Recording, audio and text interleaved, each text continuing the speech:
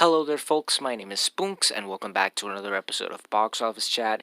This is the show where I break down the top 5 domestic box office results, see where each movie landed, and see how well each movie did. So let's get started. Number 5 was Eternals, making $4 million this weekend, bringing its domestic total to $156 million and its worldwide total to $383 million. So this movie continues to hold very well. It in fact had the best hold out of any of the movies released this weekend, falling just 48%, which is a very strong hold, and this puts its domestic total just 3 million behind No Time to Die's domestic total and 4 million behind Quiet Place Part 2's domestic total, which is very good. It'll surpass those, I believe, very soon, and it puts its worldwide total around 20 to 17 million away from 400 million worldwide, and that is very good considering that the doubling point for the film is that, since the movie costed $200 million to make. But all in all, it seems that the film is starting to pick up the pace in terms of holds week by week, as these are the best holds for the past couple of weeks this movie's had in its the entire theatrical run thus far. So it shows that it's still being able to maintain its core audience, and there are still some people out there encouraging people to go see it, which is very good. And it is still one of the top grossing movies of the year, both domestically and worldwide. However, I think it's safe to say that the film is definitely leaving the top 5 very soon. It is already below 5 million, and well, look where it's placed at right now. And considering the huge competition on the horizon, it seems this film will likely be knocked down by next week or so. And for what it's worth, I think it did the best it could. It wasn't as good as Shang-Chi's box office or even Black Widow's box office, but for the time it was released and with how much it was able to make, I think it did fine. At the very least, it had one of the biggest openings, and it was still became the one, like I said, one of the biggest movies to release in theaters, and I think that's more than acceptable. It just was a different sort of experience for Marvel. Lots of people were indifferent towards it, and that's basically what killed it. But once again, it's still doing fine. It's about to make the doubling point for the film, and right now I think that's more than any of us could have asked for. Number 4 was a movie that I wasn't even aware would be coming out in such a wide number of theaters and even crack the top 5, and that is Christmas with the Chosen, The Messengers, making 4.2 million this weekend. And since it came out on Wednesday, that adds to a domestic total of 9 million, and that total stays the same worldwide as it hasn't been released in international markets. So yeah, this came completely out of nowhere. I honestly did not know this was coming out. I may have saw an ad for it in front of Ghostbusters Afterlife when I saw it at the theater and thought it was just going to be a small little release, but no, it was a wide release and was able to crack the top 5, which was very surprising. This is a Fathom event showing that's based off of a TV series about the life of Jesus as told from the perspective of other people. And from what I've read, this is about his parents, Joseph and Mary, and the birth of Jesus, because, Christmas.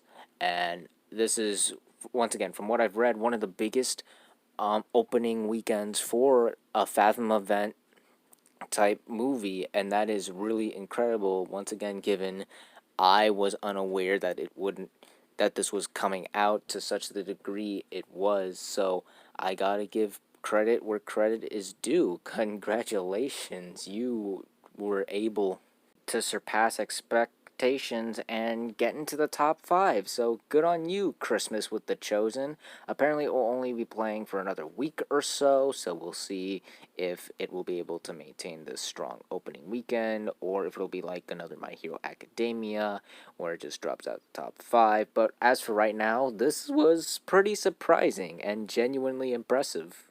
Number 3 was House of Gucci, making 7 million this weekend, adding to a domestic total of 33 million and a worldwide total of 68 million. So the movie continues to do pretty well. It just fell 51% this weekend, which was a lot better than one would expect for this type of movie since it is rated R and going for a much more older audience. So the fact that it was able to do this well this weekend shows that word of mouth is a lot stronger with this movie than others would have expected. And with the worldwide totals being as well as they are, it should surpass its initial budget very soon and should probably double it in the coming weeks or so. So, House of Gucci, while I don't think it's going to be a blockbuster or anything, I can see it being a sleeper hit in the same veins as The Conjuring 3 or Cruella, where, while once again it doesn't do that blockbuster magic of some sort, it does catch people off guard for how well it was able to do. I think, once again, it's going to continue to have these strong holds, but it's going to be a much more slower win here. It's not going to be something where, oh my gosh, it just keeps going. It's probably going to take its time to get to that huge sleeper hit goal, but as far as I'm concerned, I think it'll be able to get there as things are still looking very good for the House of Gucci. Number 2 was Ghostbusters Afterlife, making 10 million this weekend, adding to a domestic total of 102 million and a worldwide total of 145 million. So the film took quite a hit this weekend, falling 57%. That is a steep drop from last weekend, but that was to be expected as this is the week after Thanksgiving and usually less people are more likely to go to the movies as opposed to last weekend, which was a holiday weekend. So this was rather to be expected. And even though this is a steep drop off, the film is still a huge hit regardless, as it has now officially become the 12th film this year to surpass 100 million domestically, where it sits just 2 million away from Dune's 104 million domestic total, which it should surpass very soon. And I think it's got enough in it for to surpass Jungle Cruise's domestic total, because I think the word of mouth is still very strong with this movie, and thanks to the worldwide numbers as well, the film is already about to double its $75 million budget worldwide. So once again, took quite a hit this weekend, but it's still a huge success for Sony. Fans are once again still driving this movie. People are really enjoying it, digging it. It's got really strong word of mouth, and I think it's going to continue to do so for the coming weeks. I think it still has enough longevity for it to become, once again, even much more of a bigger hit than it already is, until, of course, Spider-Man. But for right now, once again, Ghostbusters is still killing it at the box office. It's a huge hit already, and it will probably be an even bigger hit in the coming weeks. So, once again, good job, Ghostbusters. And finally, let's end the video off with the number 1 movie of the weekend, and that was once again Encanto, making 13 million this weekend, adding to a domestic total of 58.3 million and a worldwide total of 116 million. So the movie had a solid hold this weekend, falling 52%, which for any movie really, that is a moderate, acceptable drop off. And while it is definitely bigger than many of the animated family films that have come out, this is still an adequate drop off, though to be fair, this drop off is because this movie had a higher opening than the other animated family films that have come out recently. But yeah, it was still able to maintain its core audience, and word of mouth seems to be strong, and because of this has made the film one of the biggest animated slash family films of the post-pandemic, where in terms of its competition, it has surpassed the majority of them. It has surpassed Peter Rabbit 2, Clifford the Big Red Dog, Tom and Jerry, Disney's own previous animated film, Raya and the Last Dragon, The Addams Family 2, and The Boss Baby 2, making it the second biggest animated film of the post-pandemic, but just 200 grand behind The Croods, A New Age's entire domestic total, which, and I've been waiting a long time to say this,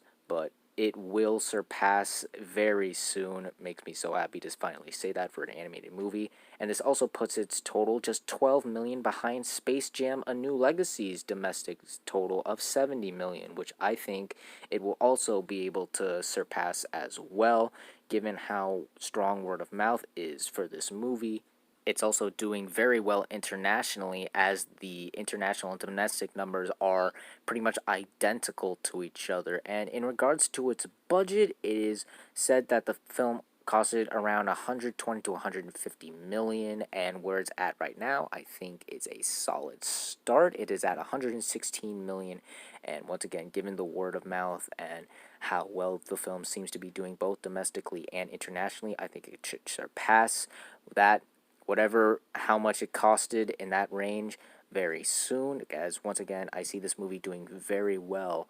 All in all, this is another pretty solid weekend for the film. Like Ghostbusters, word of mouth is strong, and I think it will continue to be strong, as it doesn't have any real sort of big competition in terms of animated family films until, once again, Sing 2, which comes out around Christmas. And I think that's enough time for this movie to continue to do well, as it has been for the past couple weeks. So once again, another solid weekend for Encanto. This makes me very happy. It should become the biggest animated and family film of the post-pandemic very soon, and that makes me more and more happy every time I say it and read about it. So once again, good job, Encanto. You are doing very well. Obviously, it's not going to match the same level of success as Moana or Ralph Breaks the Internet, but as far as everything is right now, I think this is a more than acceptable total, and I can't wait to see how much more money it makes in the future. So once again, good on you, Encanto.